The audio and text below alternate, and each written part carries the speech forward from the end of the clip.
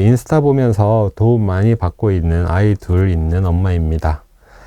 첫 번째, 초2 여자아이고요. 현재 풀고 있는 문제집이 소마셈 D단계, 교과는 3-1 기용 후 최상위 진행 중. 하이레벨 쪽도 정답률이 90% 이상이고요. 사고력은 팩토랑 번갈아 1031 진행 중이고 현재 1031 초급 풀고 있습니다. 이것도 평균적으로 정답률 90% 이상. 플라톤이 2단계 거의 다 맞습니다. 질문 첫 번째. 도형 진도가 연산 교과 과정에 비해 너무 빠른 듯 합니다. 정답률이 높으니 그냥 계속 쭉 진도 나가는 게 맞을까요? 하셨어요. 2단계면 A, B, C, D, E 5학년 정도 되나요? 일단 플라토가 장단점이 분명한 책인데 장점으로는 연산처럼 도형을 가볍게 기본기를 만들 수 있는 책이다. 근데 단점도 있어요. 단점은 도형이 되게 어렵다라고 하는 건 그 생각하는 방법이 독특한 그런 문제 해결력이 필요한 내용들이 있거든요. 근데 플라톤은 좀 가볍게 도형을 기본기를 만들 수 있는 책입니다. 말하자면 수에서 연산 같은. 그래서 이미 2학년 아이인데 2단계를 하고 있고 하는 거는 플라토가 기본적으로 가지고 있는 책의 속성이 기본적인 수학감을 가지고 있는 아이라면 쉽고 재미있게 다가가자라는 책이에요. 그래서 쭉 진도 나가는 건 그냥 수학을 기본적으로 쉽게 한번 익혀 놓는다, 도형만 선행을 한다, 이런 개념으로 한다면 선행을 하는 게 맞는 거고요. 근데 이렇게 빨리 이제 도형만 선행을 할 필요가 있느냐, 이런 부분에서는 사실은 뭐 반대할 수 있는 의견을 드릴 수 있죠. 그래서 이게 진도가 쭉쭉 나가는 게 책이 얇고 몇 권 안 되고 도형 기초를 다루고 있는 책이기 때문에 그렇습니다. 그래서 해도 되고 안 해도 되는 거죠. 한다고 나쁠 건 없고, 그렇다고 해서 뭐 안 한다고, 어떻게 보면 지금 이거는 이제 아이가 취미 수학처럼 생각하고 가볍게 다룰 수도 있는 거고, 그렇게 판단하시면 될 것 같아요. 이거는 옳다 그르다가 없는 부분이에요. 두 번째는 도형 문제집을 별도로 푸는 건 몇 학년 과정까지 추천하시나요? 이거 생각해 본 적이 없는 질문이라서. 네. 도형 문제집을 별도로 푸는 건 원래는 도형은 4학년, 5학년에 어렵습니다. 4학년, 5학년. 6학년도 좀 어렵죠. 원 관련해서 깊이 있는 문제까지 다루다 보면 생각이 많이 필요한 문제를 만나게 되고, 5학년, 6학년에 어려운 도형 문제는 중학교 1학년과 만나요. 그래서 원래는 5학년, 6학년의 도형이 어려워요. 그리고 돌리기 뒤집기 나오는 4학년, 원래 3학년에 나오는 요 3, 4학년 때 만나는 돌리기 뒤집기 도형 움직이기가 어렵죠. 근데 이거는 옛날부터 어렵다고 했어요. 그리고 이건 딱 요때만 나와요. 거의. 예. 실제로는 도형을 책을 돌려서, 시험지를 돌려서 눈으로 관찰하고 관찰한 것을 어떻게 다시 돌아와서 그리느냐인데, 그런 기술에 대해서는 제가 여러 번 말씀을 드렸고, 궁금하시면 저희 이제 회사 계정, 천종현 수학연구소 인스타 계정에 보시면 주제별 강의에 대해서 이렇게 수학상담소 한 거에 대해서 이렇게 주제별로 나눠져 있는 게 있거든요. 그거 참고하시면 설명이 잘 되어 있으니까 보시면 되고, 이 도형 움직이기, 그 다음에 다각형에 대한 또는 각 문제에 대해서 4학년부터 나오는 4학년, 5학년, 6학년의 어려운 도형들, 이것들은 원래 도형이 어렵다고 하는 게 여기에 도형들이에요. 근데 플라톤은 어릴 때부터 이제 뭐 교구를 가지고 놀아야 된다. 교구도 가지고 놀 수 있지만 가볍게 도형에 대해서 꾸준히 다루어지면 공간 감각이, 지면으로 만날 수 있는 공간 감각이 늡니다라는 개념의 학습지죠. 그래서 저는 접근이 좀 다르다고 생각해요. 예를 들면 플라토가 좋은 책이지만 5학년, 4학년 아이들 도형 진짜 어려운 내용에 대해서는 실질적인 도움이 좀 적어요 라고 어느 학원 선생님이 저한테 몇 년 전에 소장님, 그 도형을 진짜 어려워하는 부분을 해결할 수 있는 도형 학습지도 만들어주세요, 이런 말씀을 하신 적이 있어요. 근데 저는 아직 이제 원래 하려고 하는 순서에서 이제 아직은 할 여력이 없어서 생각을 못 해보고 있지만, 이런 쪽으로 생각을 하시면 판단을 하실 수 있을 것 같아요. 그래서 앞서 말씀드린 것이 딱 그대로의 답변입니다. 두 가지 다 포괄한 답변 같아요. 플라토는 좀 기본적인 연산 같은 도형 학습지입니다. 예, 그렇기 때문에 요거는 어머니께서 판단하셔야 돼요. 어려운 문제 푸는데 어느 정도 도움이 될까, 이런 부분들은 다 커버해 줄 수는, 도형을 다 커버하자고 하는 책은 아닙니다. 예, 쉽게 하라는 책이에요. 이렇게 답변 드릴 수 있을 것 같아요. 오늘 답변 정리가 빨리 끝났는데요. 질문 주시면 실시간으로 질문에 대해서 답변해 드리도록 하겠습니다.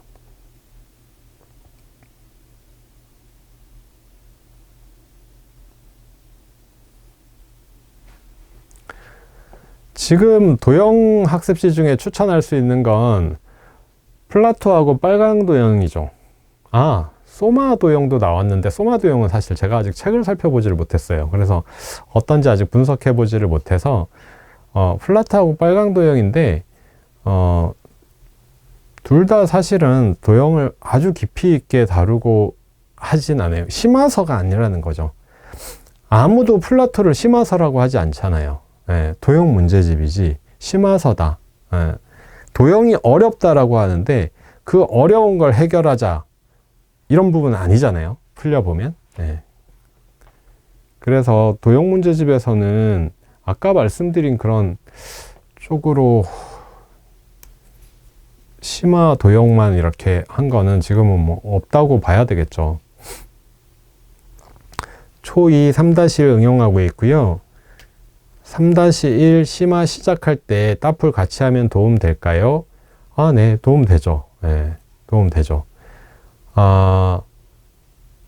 나중에 보신다고 하면 차라리 응용하면서 보시는 게 더 도움이 될 거라고 생각해요. 왜냐하면 응용하면서 보고 나면 최상위에 대한 성취도가 훨씬 올라갈 거기 때문에. 따풀 자체가 심화 교재지만 이 심화 교재로 끝내도 되고, 아니면 그렇게 하고 문제만 푸는 책을 하나 더 볼 수 있거든요. 그럴 때 성취도를 올릴 수 있기 때문에 그렇게 설계를 할 수 있지만, 지금 현재 3-1 응용하고 있는 학생이라면 따풀을 바로 보고 심화에 활용할 수 있죠. 심화랑 같이 하거나 따풀을 조금이라도 먼저 보거나 하면 좀 더 도움이 될 거예요. 그리고 따풀과 문해길 심화 난이도 차이요.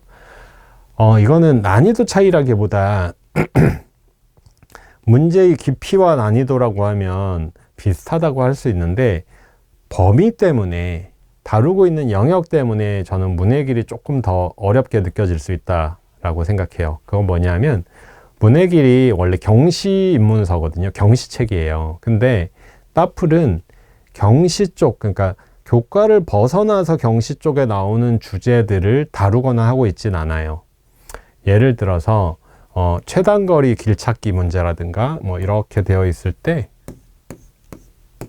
여기에서 여기를 가려면 이렇게 한 가지, 두 가지, 세 가지 이렇게 가는 길이 몇 가지입니까? 이게 팩토에도 나오고 경시에도 나오는데, 따풀은 이런 걸 다루고 있진 않아요. 이건 완전 교과 바뀌잖아요. 고등학교 문제거든요. 원래는 초등학생 방식으로 풀으라는 거죠. 그래서 사고력 책에는 나와 있지만, 경시 책에는 나와 있지만 따풀에는 이런 주제는 나와 있지 않습니다. 그런 차이로 보시면 될 것 같아요. 그래서 범위의 차이가 좀 있어요. 그래서 문해길을 풀리다 보면 이거는 애가 한 번도 안 다루어 본 문제라서 어려워하는 거, 이렇게 구분되는 문제들이 생기거든요. 그런 차이는 있을 수가 있습니다. 따풀은 어디까지나 교과의 심화, 문해길은 교과를 넘어서 수준은 비슷하고 문해길이 극단적인 심화 책은 아니지만 영역과 범위가 조금 더 폭넓은 책, 사고력 쪽 컨셉은 아니지만 사고력 쪽 컨셉이라고 하면 생각하는 과정이나 이런 것들을 조금이라도 알려주려고 주제별 접근을 한다던가 이런 게 있는데, 문해길은 또 그렇진 않잖아요. 거의 문제가 나열되어 있는 형태인데 그런 차이를 생각하시면 난이도 차이가 나는 책이죠. 빨강도형, 플라토 둘 다 풀리는데 빨강도형이 더 나았어요. 이렇게 말씀하시는 더 나았다라는 부분이 조금 전에 제가 설명해 드린 그런 부분이 더 낫다라고 느낄 수 있어요. 그러니까 쉽게 넘어가는 게 아니라 어떤 걸림돌이 될 수 있는 부분들을 공부하느냐 안 하느냐 이런 부분에서의 차이가 있을 수 있다고 생각합니다. 굉장히 주관적인 얘기지만 초2 최상위 S까지 하고 초1 기흥 끝나고 최상위 S 너무 힘들게 끝냈습니다. 이대로 그냥 3-2 기흥 넘어가도 될까요? 따풀 기대 중인데 3-2 따풀로 나간다면 기흥과 병행해야 하는지 기흥 끝나고 따풀 기흥과 병행하세요. 아까 제가 설명해 드린 것처럼. 네. 물론 병행하면 개념적으로 조금 어려움을 겪을 수 있는 부분은 있지만 동영상 강의 등을 통해서 아이가 이해할 수 있게 돕고 있는 부분이 있고 기흥과 같이 하면서 개념은 이렇게 밀고 당기고 하는 게 있을 거예요. 그래서 기흥과 같이 한 다음에 앞에 힘들어했던 그 최상위 S를 뒤에 붙여서 한다고 생각해 보세요. 훨씬 나을 거예요. 그렇게 활용하라고 만든 책입니다. 도형을 어려워해서 팩토 먼슬리 과정 다니고 있는데 따로 문제집도 다뤄주는 게 좋을까요? 도형을 어려워한다고 해서 도형을 만지거나 실제로 많이 해보거나 하는 것들이 많은 도움을 줄 것 같지만 사실은 일부의 도움을 줍니다. 쌓기나무를 만진다고 하면 정말 쌓기나무를 쌓았을 때의 공간에 대한 어떤 이해를 돕는 거지 쌓기나무 문제에 대한 심화 문제를 잘할 수 있게 한다거나 하는 건 아니에요. 도형 문제를 잘하기 위해서는 그 도형 문제를 생각하는 방법을 배워야 되는데 그게 교구를 많이 만지는 거하고는 전혀 달라요. 제가 소마 연구소장 할 때 타임교육이라는 큰 회사에 이제 연구소장이었다 보니까 사실 팩토도 타임교육에 속해 있었거든요. 근데 어쨌든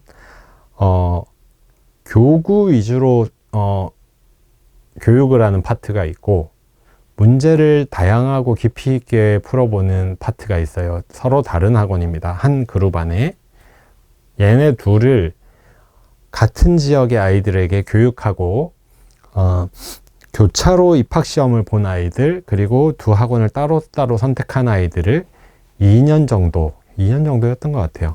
지나서 아이들이 얼마나 성장했는지를 조사한 적이 있어요. 생각보다 차이 많아요. 교구를 만진다, 즐겁게 공부한다, 이건 크리티컬한 학습은 아닌 거죠. 말하자면 이거는 기초학습이에요. 아이들이 어려워하니까 즐겁게 접근하자지 어려워하는 걸 어떻게 깰까 이런 부분이 아니라는 거예요. 말씀드리자면. 그래서 문제집은 하는 게 좋습니다. 문제를 해결하는 것과 교구를 관찰하고 직접 조작해 보는 건 별개의 문제일 수 있어요. 이게 별개의 문제가 아니라면 그때마다 문제를 해결하는 이해를 돕기 위해서 교구를 활용해야지 교구 자체를 탐구하는 건 아닌 거예요. 교구 자체를 탐구하면 즐거운 활동이 되는 거고 문제를 해결하는데 이해를 돕기 위해서 교구를 활용하는 건 문제 해결하는 방법의 이해를 교구로 돕는 거죠. 이 차이는 굉장히 큽니다. 교구를 다루느냐 안 다루느냐의 문제가 아니라 교구를 어떤 방식으로 활용하고 아이에게 어떤 문제 해결력 또는 어차피 공간을 다루는 것도 공간에 대한 문제 해결력 때문이잖아요. 이렇게 구분하시면 좋을 것 같아요. 1학년 아이 손가락 아직 사용하는데 괜찮을까요? 괜찮진 않죠.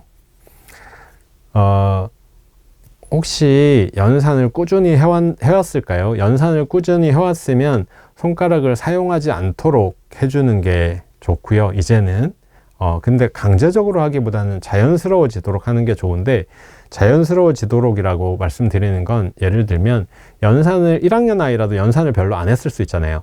연산을 별로 안 한 아이들에게 손가락을 사용하는 건 자연스러운 일이에요. 그게 자연스러운 일이에요. 왜? 우리 연산은 순서대로 세면서 합니다.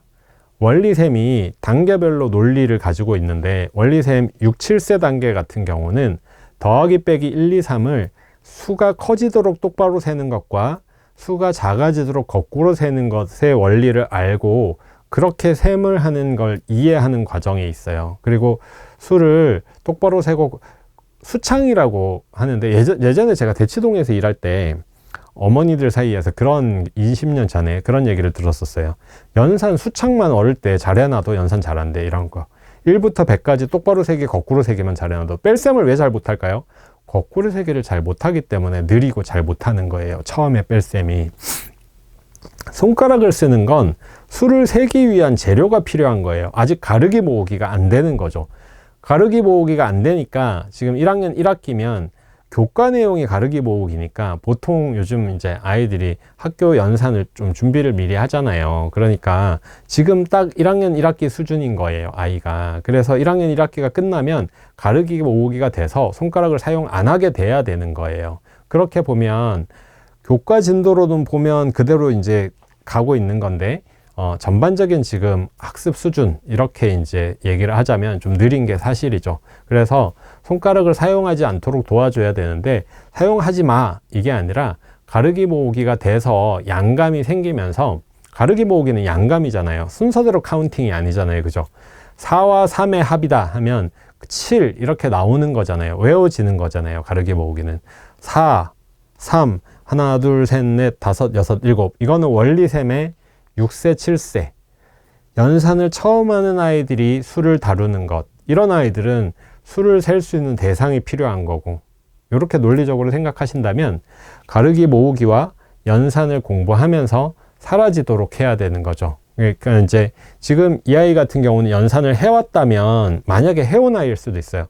해왔다면 좀 많이 느린 아이 같아요. 그래서 사용하지 않을 수 있도록 이제 조금 더 연습이 필요한 아이고, 만약에 해오지 않았다면 연산학습지를 통해서 사라질 수 있게 도와주시면 됩니다.